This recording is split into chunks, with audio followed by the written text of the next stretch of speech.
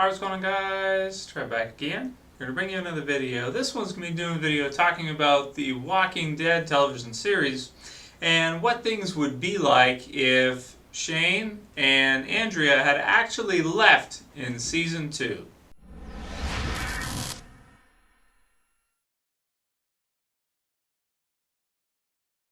So this was a viewer requested topic, something people wanted to see me do. Did the other what if video a little while ago there, and this was one of the ones that people were like, this is a good what if topic. And I think it is one of the best ones because it would have changed so many things in the storyline of the series. The last video I did was what if T-Dog hadn't dropped the key and actually was able to save Merle. So this one, if you guys remember back to Season 2, I know it's going back a little bit of a ways now, but both Shane and Andrea have both died since then in the TV series. So what if things had been different? What if they had actually decided to leave when it was proposed that they were going to do so, and Dale, who's also dead, didn't talk them out of it? I think that would have been an interesting angle for them to take. However, obviously in a television series, you're going to want to have a big death every, finale or close to the finale. They've been doing recently, like they've been doing big deaths in the finale, and then in the episode before the finale, they did Merle last year, and then the year before that, they did Shane. So they've been doing that each year, and it has started to become formulaic. So I'm thinking hopefully in Season 4 they'll probably break that mold. But in terms of the first few seasons, not the first one, but the second and third season of them doing that, if these characters would have left on their own, well, first of all, I think Shane is a pretty damn good survivor. I think by himself, he's a very, very good leader and good survivor. If Rick didn't come back to the group and kill him, basically, first of all, come back and sort of take the reins of the group over from Shane, and then after that, them duke it out to the point where Rick had to put him down.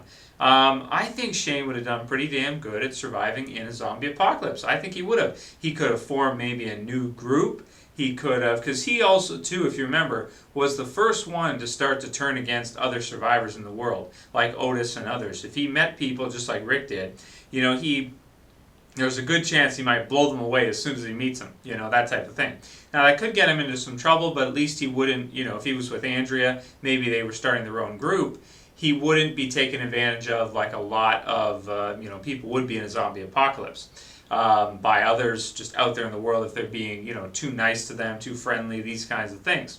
So I actually think that it would have been very interesting to see the two of them go off on their own and do their own thing, and that they may have actually, I think they would have survived longer probably, because if you remember, Andrea was on her own with Michonne, and even though she did get sick and she was having a lot of trouble, I tend to think she probably would have pulled through it. I mean, she probably thought at that time that she was dying, but that happens a lot when people get really sick, is that they feel like they're dying, and they actually might believe that they are psychologically. So, but yeah, I think it would have been interesting to see what would have happened differently if they would have left on their own and done their own thing, so to speak, away from the group, because, the people they were around, eventually, too, the people they were around killed both of them. Shane was killed by Rick as part of the group, and Andrea was killed by the governor, as part of being part of his group, so being in the wrong group. So I think that would have been interesting to see the two of them go off on their own and start their own group and to see how they would have done.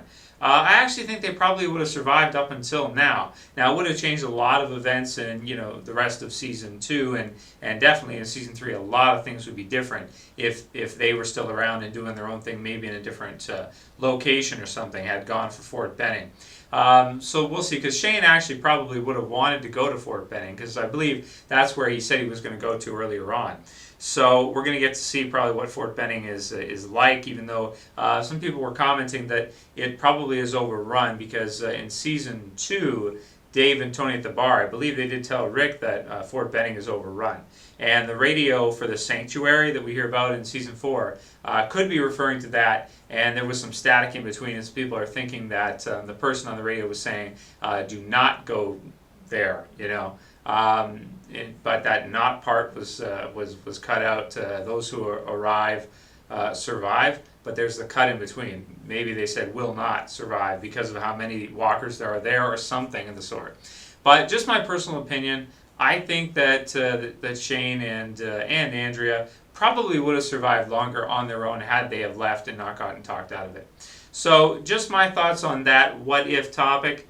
Yeah, that's pretty much all I gotta say about this one. Kind of a quick one. If you guys have any other ideas on any other what if videos, please feel free to write them in the comments below. Any suggestions? And what am I doing soon? I gotta do a review for the other 2 episodes that I missed from season 1, episode 5 and episode 6, and then that completes all the reviews. And I've got a few others coming as well too. And of course, Breaking Bad starts pretty soon, within a week or 2. So that'll be nice to see within the next couple weeks Breaking Bad start back up. So anyway, if you guys have any other topics for me, please send them to me, and I will consider them for videos. And I'll call it here. That's it for this video, guys. I'll see you for the next one. This is Trev, and I'm saying peace.